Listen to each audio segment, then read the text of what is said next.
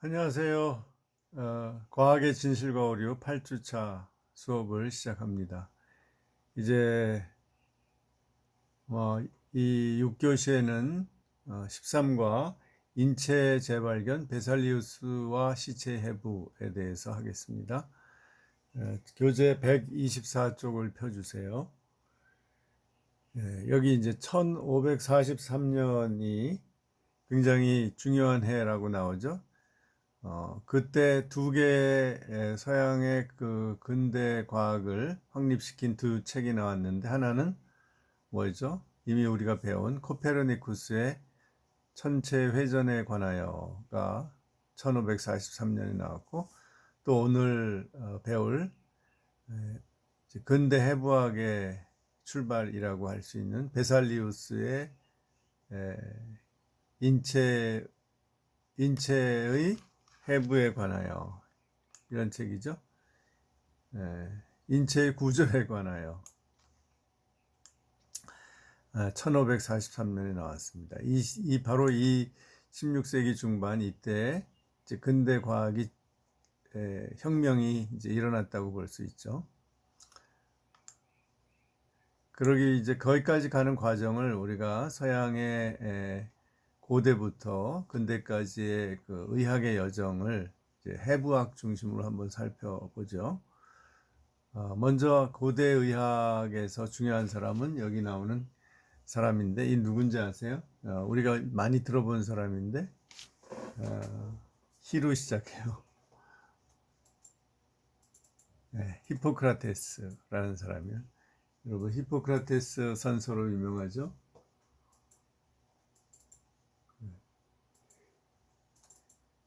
히포크라테스 선서이죠. 이 중에서 중요한 것은 의사들이 다 이렇게 한번 읽어볼까요? 이제 의협에 종사할 허락을 받음에 나의 생애를 인류 봉사에 바칠 것을 엄숙히 서약하노라. 나의 은사에 대하여 존경과 감사를 드리겠노라. 나의 양심과 위엄으로서 의술을 베풀겠노라. 나의 환자의 건강과 생명을 첫째로 생각하겠노라. 나의 환자가 알려준 모든 내정의 비밀을 지키겠노라. 나는 의협의 고귀한 전통과 명예를 유지하겠노라. 나는 동업자를 형제처럼 여기겠노라. 나는 인류, 종교, 국적, 정당, 정파 또는 사회적 지위 여하를 초월하여 오직 환자에 대한 나의 의무를 지키겠노라. 나는 인간의 생명을 그 수태된 날 때로부터 지상의 것으로 존중히 여기겠노라. 비록 위협을 당할지라도 나의 지식을 인도에 어긋나게 쓰지 않겠노라. 이상의 서약을 나의 자유의사로 나의 명예에 받들어 하노라. 이 기본 틀을 이 히포크라테스가 만들었죠. 이렇게 의사들이 이렇게 의사 자격증을 받을 때 선서를 합니다. 그런데 그 선서를 지키기가 쉬운 게 아니죠. 히포크라테스의 의학은 이제 네 가지 체액설이라고 하는데, 액체가 생명의 근원이라고 보는 거예요. 그래서 혈액, 블러드, 이제 담즙, 바일, 그 다음에 점액, 이건 참 플랭이라고 하는데 읽기 어려우네요. 그리고 물, 워터, 이 네 가지 체액으로 인간이 구성되어 있고, 이것이 서로 균형을 이룰 때, 이제 서로 쌍을 이루는데, 이 한 쌍의 체액이 불균형을 일으킬 때 바로 병이 된다는 이론을 제시했어요. 그것이 이제 고대 사람들의 어떤 일반적인 믿음이었겠죠. 이제 히포크라테스가 정말 이제 얘기한 것은 환자의 건강, 환자의 비밀, 환자를 위해서 어떤 환자든지 또 그 환자의 생명을 최대로 지키겠노라라는 거죠. 그런데 이번에 코로나19 사태 때 많은 의사와 간호사들이 그런 서약을 지켰죠. 또 물론 안 지키고 환자를 거부한 사람도 좀 있겠지만, 대부분의 의사들이 우리나라에서 특히 잘 지켰고, 유럽에서도 목숨을 많이, 중국과 유럽에서 또 미국에서 목숨을 잃은 환자들도 의사들도 많죠. 이제 이제 그 고대 의학을 발전시킨 이제 두 사람이 히포크라테스 다음에 이제 갈레노스인데요. 이 갈레노스가 고대 의학을 완성시켰다고 할 수 있죠.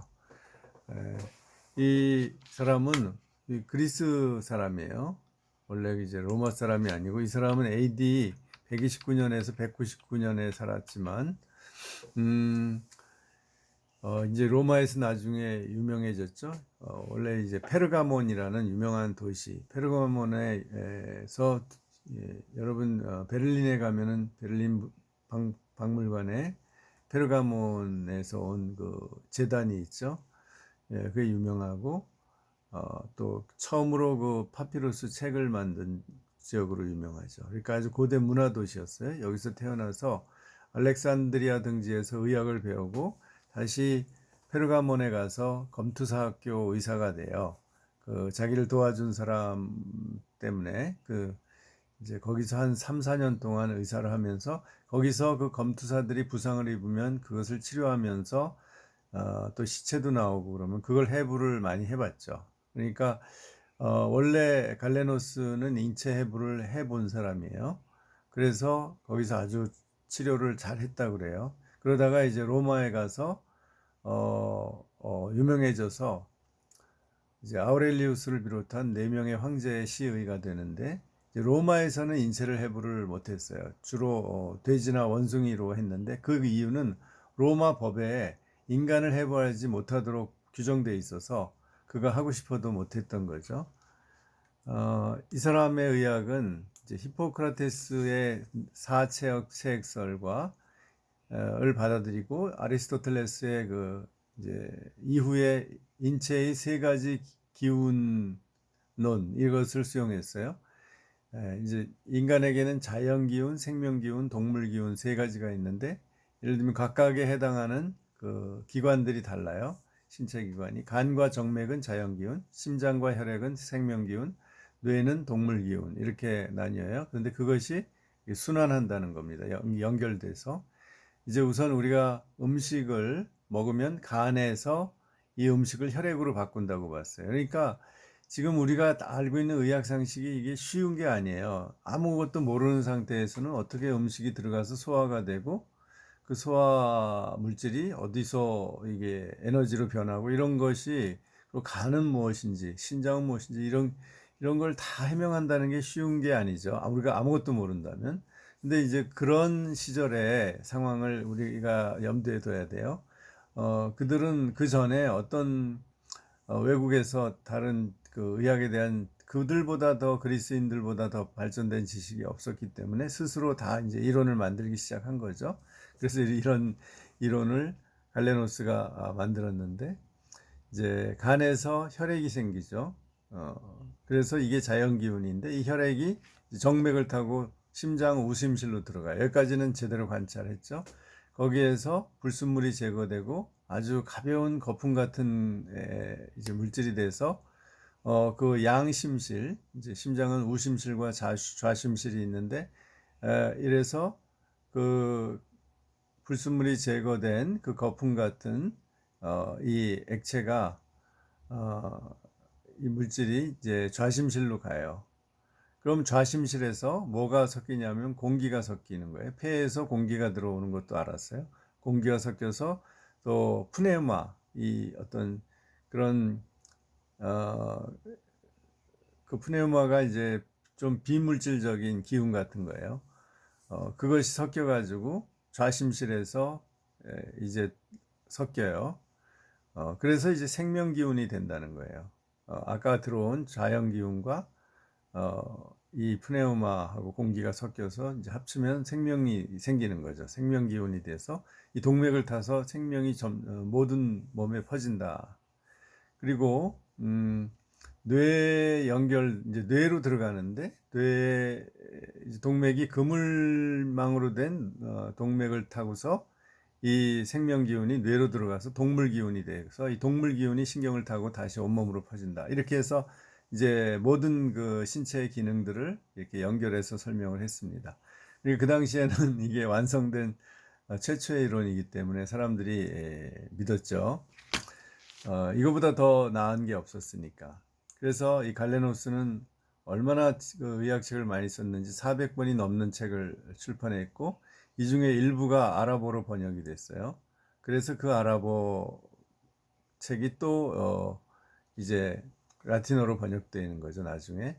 그래서 1490년에 이 라틴어로 이 갈레노스의 오페라라는 것은 이제 전집을 말해요. 그것이 간행되고, 다시 옛날 그 자료들을 다 수집해서 1820년에 독일 의사 퀸이 갈레노스 전집 20권을 이제 편집하는데요. 각 권이 1000페이지예요. 그러니까 20권이면 2만 페이지의 백과사전 같은 전집이 간행됐다고 합니다. 이제 이 갈레노스의 의학이 유럽에 그냥 전파된 게 아니라 전에 다른 모든 그 철학들처럼 아랍권을 통해서 아랍 이슬람 문명을 통해서 이제 간접으로 이렇게 한 단계 거쳐서 번역이 됐습니다. 근데 그 의학에서는 이제 그 굉장히 그 대가가 나왔는데요. 우리 한번 볼까요? 이 사람이 갈레노스고요. 이게 갈레노스가 이제 로마에서 돼지로 해부하는 거고요. 갈레노스의 책입니다. 이 사람이 바로 이제 중세의학의 가장 대가라고 할 수 있는 이븐 시나라는 사람이죠. 이븐 시나는 원래 고향이 키르키즈스탄 쪽이에요. 이 라틴어 이름으로는 아비센나 해서 철학사에도 아비센나가 나옵니다. 왜냐하면 이 사람이 아리스토텔레스 철학의 대가였거든요. 이 사람이 이제 이런 말을 남겼다 그래요. 지구의 중심에서 천국의 문에 이르기까지 수많은 수수께끼를 풀었으나 인간의 운명이라는 매듭은 결국 풀지 못했네. 이 사람 자신이 아주 자기도 어쩔 수 없는 그 운명 속에서 굉장히 고생을 많이 했어요. 이게 이제 아비센나가 만든 의학전봉 아랍어 책이고요. 그는 그 당시에 이제 페르시아 제국의 그 영토 안에 있었는데 작은 나라들이 계속 싸움을 했어요. 그래서 그가 속한 나라도 이제 전쟁에 지고, 그래서 여러 나라를 전전하면서 학문을 계속 연구했어요. 그런데도 그렇게 불안정한 상황에서도 그는 치유의 서와 의학전범이라는 의학의 대저를 완성을 했고요. 아리스토텔레스의 형이상학을 40번이나 정독을 했다고 해요. 그래서 그 아리스토텔레스의 사상을 플라톤과 가미해서 이제 이슬람 신앙을 철학적으로 해석을 했어요. 굉장히 뛰어납니다. 그래서 이것이 12세기에 유럽에 전파돼서 아비센나의 책들이 아리스토텔레스의 부흥을 주도하고, 토마스 아퀴나스가 매우 존경한 철학자였습니다. 그러니까 정말 우리나라의 정약용 같은 사람이죠. 정약용과 허준을 합쳐놓은 사람이에요. 아주 대단한 사람이죠. 그 사람이 이 아비센나입니다.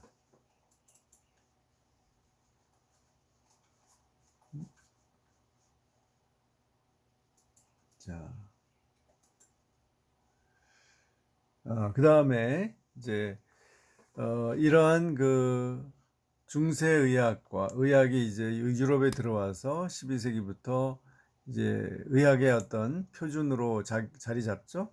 이제 그리고 베살리우스가 나오는 이제 16세기 1500년대까지 이제 중세와 근대를 이어주는 사람들이 나타났는데, 이제 첫 번째 이 근대의 여명기에 볼로냐 출신의 몬디노라는 해부학자가 나오는데,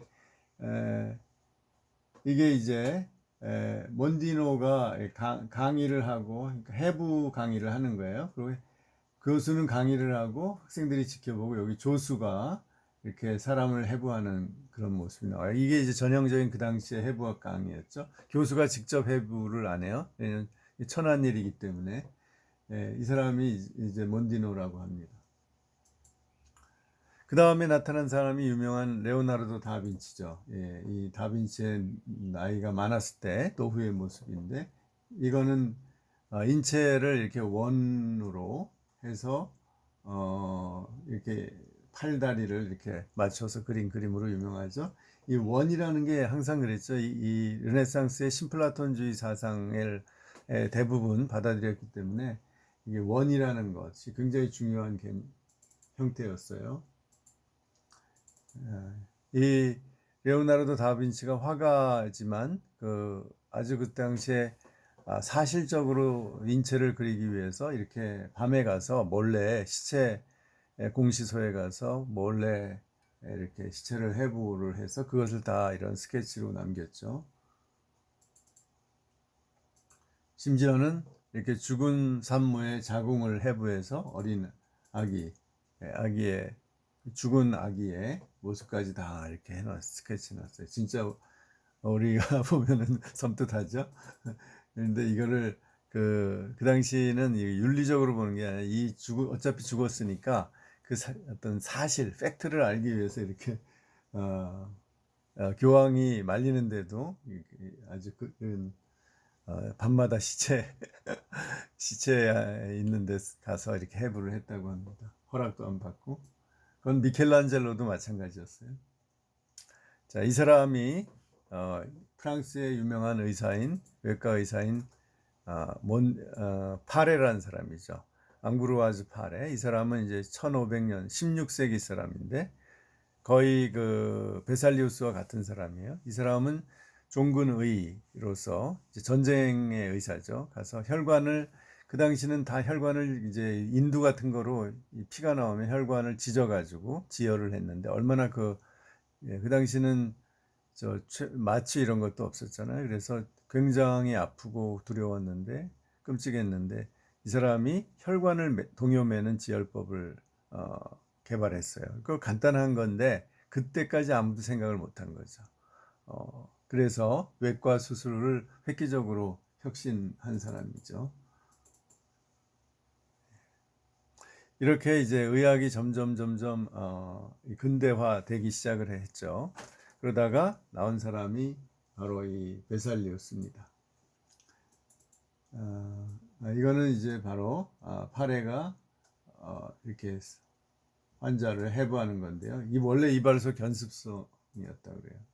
그러니까 우리가 이러한 뛰어난 사람들은요, 어떤 아까 그 이븐 시나가 뭐 키르키즈스탄 변방에서 태어났고, 이런 파레는 이발소 견습공이었고, 이런 신분의 차이, 뭐 어떤 인종의 차이에 상관없이 이런 뛰어난 어떤 천재적인 어떤 기술자나 또 이런 의사나 학자들은 상관없이 나오는 것 같아요. 다만 그가 어떤 교육을 잘 받았느냐에 따라서 장래가 달라지는 거죠. 파레가 사용한 이 외과 수술 도구입니다. 이 사람이 드디어 이제 오늘의 스타인 베살리우스예요. 베살리우스가 이 사람 해부된 이제 신체를 만지는 유명한 사진이죠.